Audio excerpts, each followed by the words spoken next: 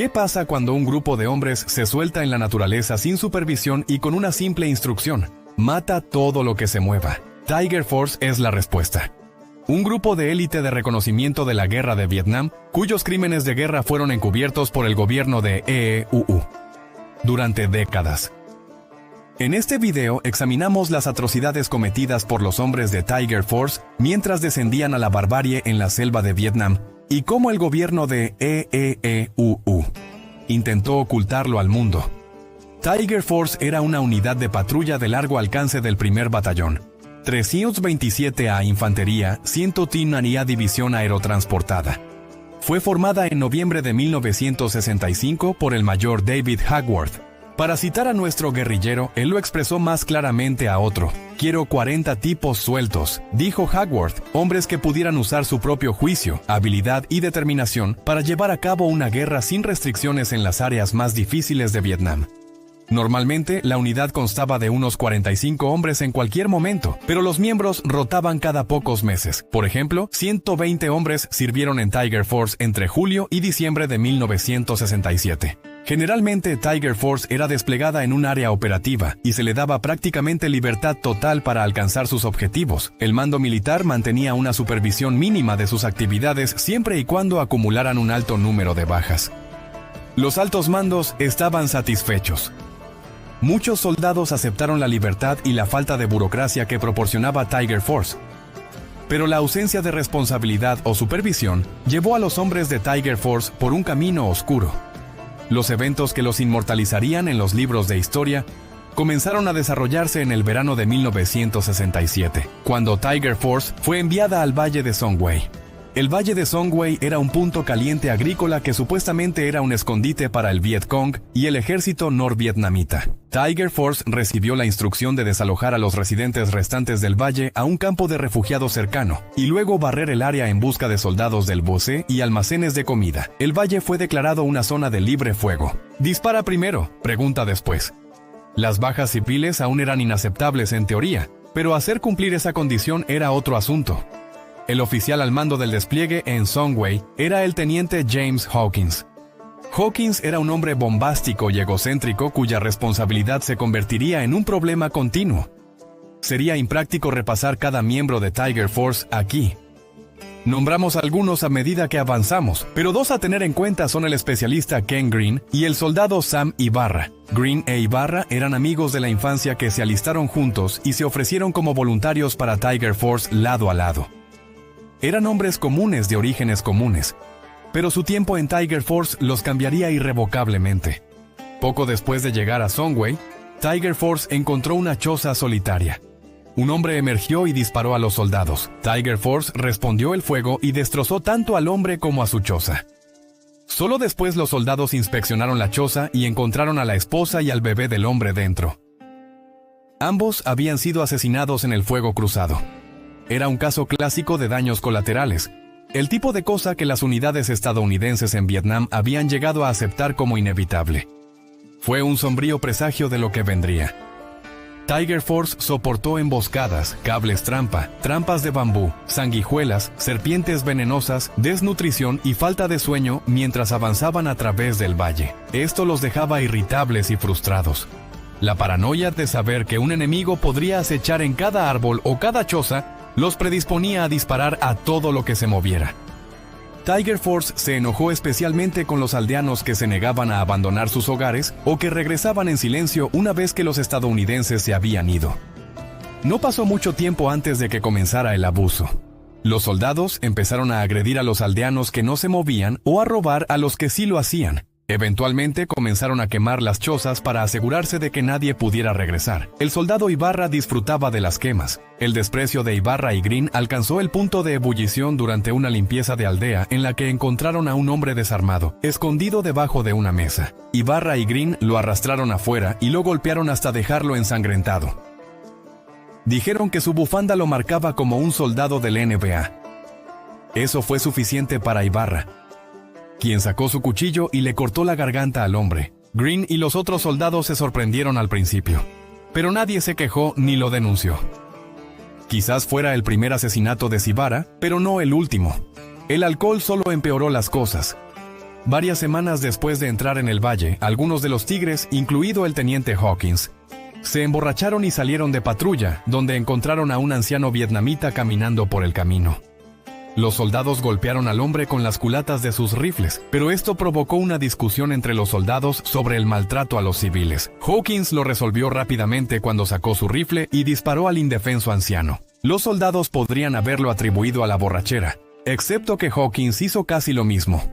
Al día siguiente, 2 mujeres ancianas se acercaron a los soldados, pero Hawkins las disparó antes de que llegaran a él. El teniente Donald Wood tomó cartas en el asunto. Estaba furioso y exigió que Hawkins se explicara, pero Hawkins no mostró arrepentimiento.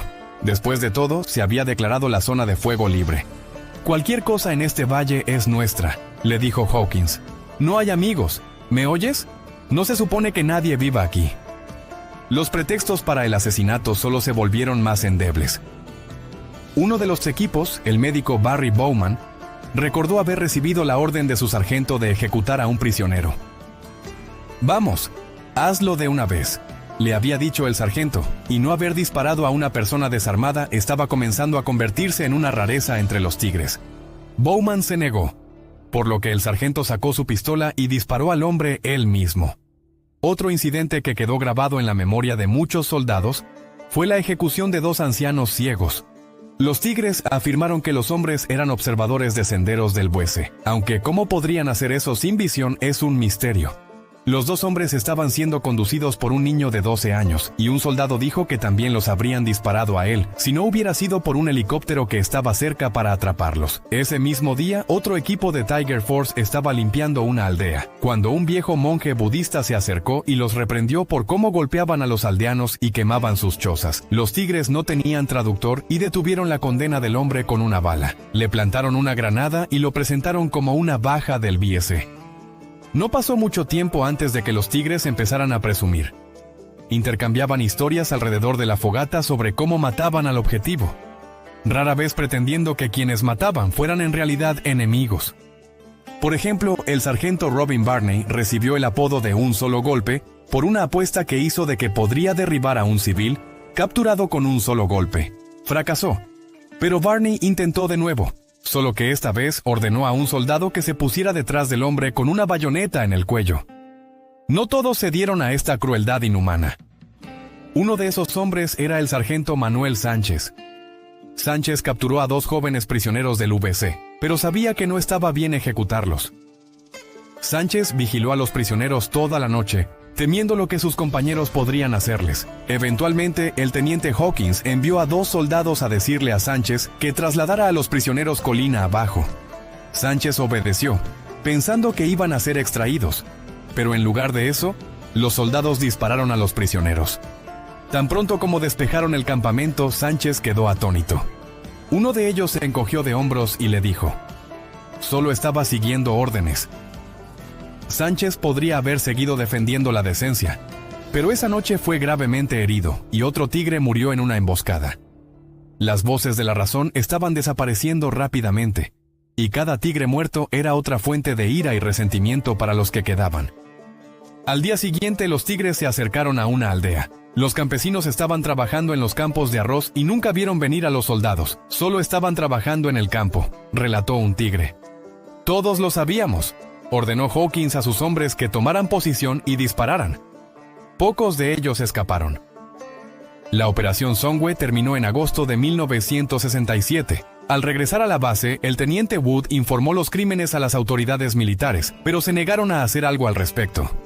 Tiger Force fue rápidamente reasignada a su siguiente objetivo, la provincia de Quang Tinh. Las fuerzas del NBA estaban inundando Quang Tinh y se necesitaba a los tigres para barrer las selvas y eliminarlas. El NBA ya estaba atrincherado en Quang Tinh. Los tigres perdieron a un miembro en una emboscada en el primer día y continuaron perdiendo miembros en la campaña que duró varios meses. Aunque se habían rotado nuevos reclutas, la depravación y la insensibilidad que los tigres mayores aprendieron en Songwe seguían tan fuertes como siempre. Durante una incursión en una aldea, los tigres vieron a mujeres y niños corriendo hacia túneles subterráneos. Los tigres arrojaron granadas detrás de ellos. Acamparon cerca de la aldea esa noche y un sargento recordó haber escuchado los gritos de las mujeres y los niños abajo, desvaneciéndose gradualmente durante la noche.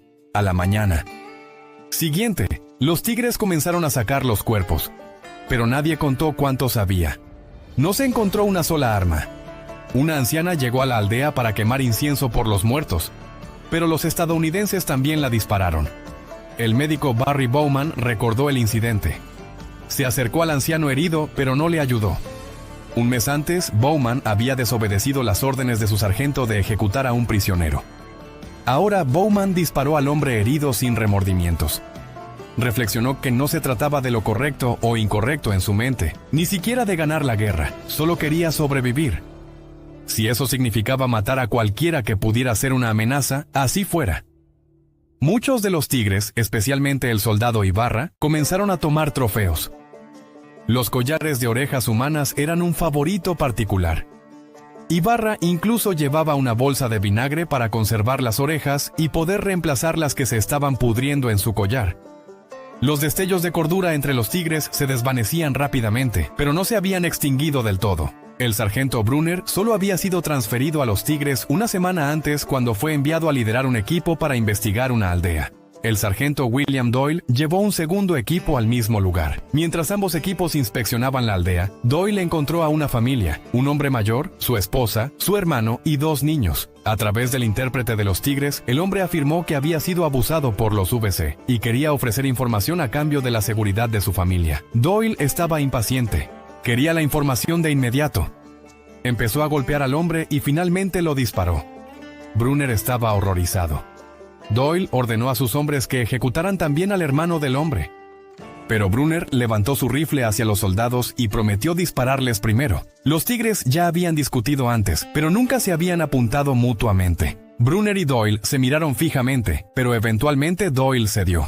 Brunner vigiló a la familia en duelo toda la noche hasta que un helicóptero vino a recogerlos. Brunner era un recién llegado, pero podía ver en qué se habían convertido los tigres. Hombres como Ibarra y Doyle eran monstruos sádicos que amaban la crueldad. Otros, como Bowman, parecían estar desconectándose, actuando por instinto. Es como si estuvieran muertos, recordó. A principios de septiembre, los esfuerzos en Quang Tinh se reorganizaron en la Operación Wheeler. Wheeler era esencialmente una directiva de tierra quemada para limpiar la provincia de la NBA. Para los tigres era un trabajo como de costumbre, excepto que el mando quería mantener un ojo más atento en sus resultados. Ustedes son del 327 SO de infantería, así que quiero 327 bajas, era la orden de los superiores. Los tigres serían sobrecumplidores ansiosos. Una serie de eventos desafortunados empujó aún más a los tigres. El 20 de septiembre, Hawkins ordenó imprudentemente a 4 hombres que ascendieran una colina que sabía que estaba minada. 3 hombres resultaron heridos. 1 fue asesinado. Un tigre tuvo que ser físicamente restringido para que no matara a Hawkins. Hawkins parecía no preocuparse. Brunner recordó haber encontrado a Hawkins a la mañana siguiente, completamente indiferente a las muertes y disparando a un aldeano en un campo cercano. Más tigres murieron en los días siguientes. El 29 de septiembre, una emboscada particularmente mala mató a varios hombres, incluido el especialista Green, el ya salvaje. Ibarra canalizó su dolor por la muerte de su amigo en atrocidades. Cuando llegó la siguiente misión para limpiar una aldea, Ibarra tomó el liderazgo. Nadie dijo una palabra. Cuando Ibarra abrió fuego de inmediato, la mayoría se unió y solo dejó de disparar cuando se quedaron sin municiones. No se encontró ni una sola arma en la aldea, pero los tigres informaron múltiples bajas de VC de todos modos. Hawkins fue finalmente transferido a finales de octubre y reemplazado por el capitán Harold Megaha. Megaha encontró un grupo cruel de hombres que llevaban collares de orejas humanas y que comían tan rara vez como dormían. En la primera misión de Megaha, ordenó un alto el fuego. Cuando vio a civiles en la aldea objetivo, los tigres simplemente lo ignoraron. Al menos 16 personas, incluidos bebés, fueron asesinadas y no se encontró una sola arma. Oficialmente los tigres alcanzaron las 327 bajas confirmadas el 19 de noviembre. Oficialmente todos sabían que habían alcanzado esa cifra semanas antes. Los tigres simplemente no informaron la mayoría de sus bajas, porque sabían que tantas bajas con tan pocas armas recuperadas levantarían sospechas. Un tigre afirmó que había matado personalmente a 120 personas, todas desarmadas, pero solo había informado una fracción de ellas. A finales de noviembre, los tigres fueron llamados para asistir a otra unidad, que estaba atrapada bajo fuego enemigo desde una aldea. Los tigres procedieron a hacer lo que mejor sabían hacer, arrasando la aldea y eliminando cualquier cosa que se moviera dentro. El soldado Ibarra escuchó a un bebé llorar desde una choza y entró dentro. Poco después, el llanto se detuvo. Los testigos dijeron que Ibarra había añadido otro trofeo a su colección. El ataque a la aldea donde Ibarra cometió otro crimen abominable resultaría ser un momento crucial. A partir de ese punto, los detalles sobre lo que hizo la Fuerza Tiger se volvieron escasos, y la unidad fue posteriormente redeplegada a otras áreas. Sin embargo, uno de los soldados de la unidad, el tigre que salvó a esa familia en la aldea, estaba horrorizado por lo que vio. Ese soldado, llamado John Ahern, fue asesinado unos meses después, pero no antes de contarle a su amigo y compañero de armas, Gary Coy, sobre el incidente. Se tardó hasta 1971 para que Coy hablara con las autoridades militares sobre lo que había escuchado. No tenía idea de quién había entrado en esa choza y matado al bebé, pero sabía que era alguien de la Fuerza Tiger. La acusación de Coy inició una investigación de varios años sobre lo que había hecho la Fuerza Tiger en Vietnam. Después del escándalo de Mi Mentira, el Pentágono había creado un departamento de investigaciones criminales para investigar acusaciones de crímenes de guerra. El agente Gustav Aspe lideró el camino. Para ese momento, la mayoría de los miembros de la Fuerza Tiger habían dejado el ejército, y los investigadores luchaban por localizarlos o hacerlos hablar. Sin embargo, poco a poco, a lo largo de varios años, Aspe descubrió una lista monstruosa de crímenes de guerra: tortura, asesinato de civiles, mutilación de los muertos, ejecución de prisioneros y más. Un ex-tigre admitió que los tigres mataron a muchas personas mientras estaba con ellos, y que tal vez él mismo disparó a uno o dos. Eso no se consideraría justificado. Aspe localizó casi a todos los tigres sobrevivientes y construyó una imagen sorprendente de crueldad, respaldada por las confesiones de los mismos hombres que habían cometido los crímenes. Algunos estaban genuinamente arrepentidos, pero pocos temían represalias. Tenían razón. Aspe presentó su informe detallado en 1975. Las autoridades revisaron la evidencia y reconocieron que al menos 18 personas, incluidos Ibarra y Hawkins, podrían ser juzgadas legítimamente por crímenes de guerra. Sin embargo, decidieron que no se podría obtener nada beneficioso o constructivo con la persecución. En ese momento no se llevaron a cabo audiencias, no se presentaron cargos y no se hizo pública la información sobre los crímenes de la Fuerza Tiger. Eso cambió en 2002, cuando los periodistas Michael Sala y Mitch Weiss descubrieron los archivos de la Fuerza Tiger. Se sorprendieron al descubrir que una de las investigaciones de crímenes de guerra más grandes en la historia de EEU había sido completamente encubierta. Sala y Weiss pasaron meses juntando las piezas. Localizaron a los tigres sobrevivientes, examinaron los registros de radio de la guerra e incluso visitaron Song Wei y Quang Tin para hablar con los sobrevivientes de las atrocidades de la Fuerza Tiger. En octubre de 2003 publicaron una serie explosiva sobre la Fuerza Tiger, revelando sus crímenes al mundo y ganando el premio Pulitzer de periodismo de investigación. La verdad salió a la luz, pero no siguió la justicia. Muchos de los tigres que se habían levantado por lo que era correcto ya habían muerto. Wood, que fue el primero en quejarse a sus superiores sobre los crímenes de guerra.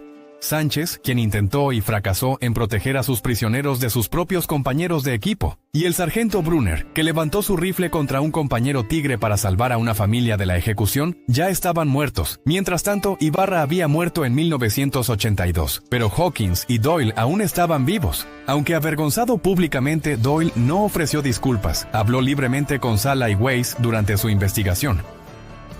La forma de vivir es matar porque no tienes que preocuparte por nadie que esté muerto, dijo Doyle a los reporteros. Afirmó que su único arrepentimiento era no haber matado a más de ellos. Al igual que My Lai antes que él, la Fuerza Tiger traicionó una cultura de violencia casual que impregnó la guerra de Vietnam. El ejército estaba obsesionado con el conteo de cuerpos y se preocupaba mucho menos de dónde provenían esos cuerpos. El nivel único de autonomía y falta de rendición de cuentas de la Fuerza Tiger alentó a sus miembros a hundirse en mayores profundidades de depravación e infligir un sufrimiento inconmensurable a la gente de la Vietnam rural. No podemos saber cuántas personas fueron asesinadas o maltratadas por la Fuerza Tiger. Ciertamente fueron cientos, si no miles. Puede ser demasiado tarde para la justicia, pero nunca es demasiado tarde para aprender una lección de la Fuerza